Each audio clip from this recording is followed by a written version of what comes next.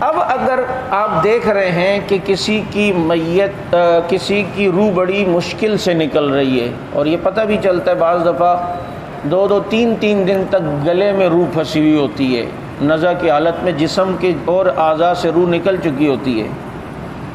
اچھا، ایسی زیادہ تر روح جو نکلتی ہے مشکل سے اور پھنس جاتی ہے یا تکلیف میں آ جاتی ہے اور ایک دن تک روح پھنسی رہتی ہے، تو عموماً دیکھا گیا ہے ایسا بخیل آدمی کے ساتھ ہوتا ہے، جس کو ہم کہتے ہیں کنجوس آدمی، جس کے دل میں دنیا کی محبت زیادہ ہے نا، اس لیے کنجوس ہے نا، تو اس کی روح اپنی ساری چیزوں کی طرف متوجہ ہو، یار یہ بھی چھوڑ کے جا رہا ہوں، یار یہ بھی چھوڑ کے، یہ بھی چھوڑ کر۔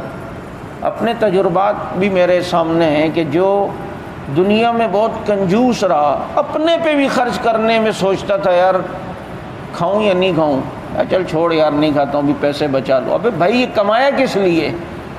اولاد پہ بھی خرچ کرنے کے لیے تیار نہیں ہے، اولاد کو بھی گھی کا ڈبہ لا کے دے دیا کہ اوپر سے بس صرف روٹی یوں مار مار کے کھانا، اندر نہیں ڈالنا روٹی، اس کو سال بھر بھی چلاؤ تو ختم نہیں ہوگا۔ تو ایسے کنجوس مکھی چوس کا حال پھر زیادہ تر جو تجربے میں بات آئی ہے، بخیل اور کنجوس آدمی کی روح بڑی مشکل سے نکلتی ہے، یا جس کے دل میں دنیا کی محبت بہت زیادہ ہو۔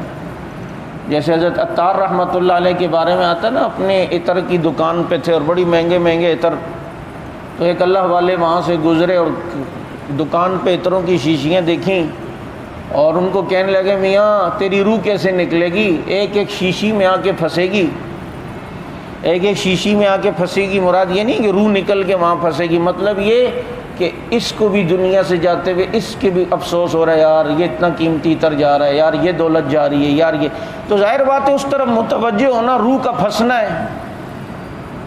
تو انہوں نے آگے سے تنزیہ کا، جا بابا اپنا کام کر، ہماری روح بند نکل جائے گی، تو اپنی فکر کر، تیری کیسے نکلے گی؟ اس نے کہا میری تو ایسے نکلے گی، دکان کے سامنے لیٹے اور کلمہ پڑھ کے انتقال کر گئے۔ اتنا اثر دل پہ پڑا کہ وہیں سب کچھ چھوڑ کر فقیری اور درویشی اختیار کر لی۔ تو اس لیے بخل سے کام نہیں لیں، کم از کم انسان اپنی اولاد پر اچھا خرچ کرے، اپنے گھر والوں پہ اچھا خرچ کرے، اللہ تعالیٰ بہت دے گا۔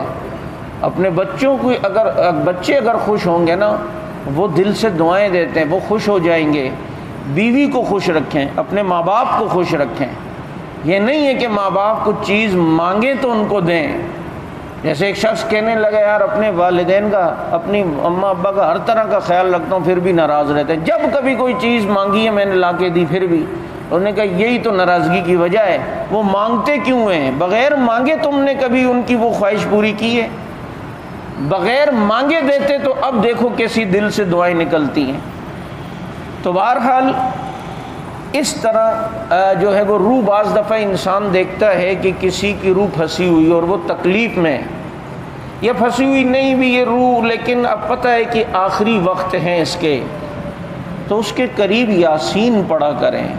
یاسین میت جو مرنے والا ہوتا ہے قریب المرگ، اس کے قریب یاسین پڑھنے سے اللہ تعالیٰ میت پر آسانی فرما دیتے ہیں، اس کی روح آسانی سے نکل جاتی ہے۔ اور اس وقت اگر کسی کو سورہ یاسین خود یاد ہو اور وہ خود پڑھ لے تو سونے پہ تو سہاگا ہے۔ پھر بعض دفعہ ایک شخص مرنے والا ہوتا ہے تو گھر کے قریب لوگ نا اس کے منہ میں شہد ڈالتے ہیں، بھائی شہد ڈالو، اس وقت جو ہے نا بہت موت کا ذائقہ بہت کڑوا ہوتا ہے، شہد ڈال، تیرے شہد سے وہ ذائقہ میٹھا ہوگا؟ ابے بھائی وہ کوئی اور کڑواہٹ ہے، اگر خدا نہ خواستہ کڑواہٹ ہوئی، اللہ ہم سب کی موتوں کو آسان فرمائے، اللہ تعالیٰ موت کی سختیوں سے محفوظ فرمائے۔ یہ شہد وہد سے یہ چیزیں نہیں دور ہوتی، یہ ہم نے اپنی طرف سے لوگوں نے بنائی ہوئی ہیں۔ اس وقت انسان کے اعمال اب وہ کام آئیں گے۔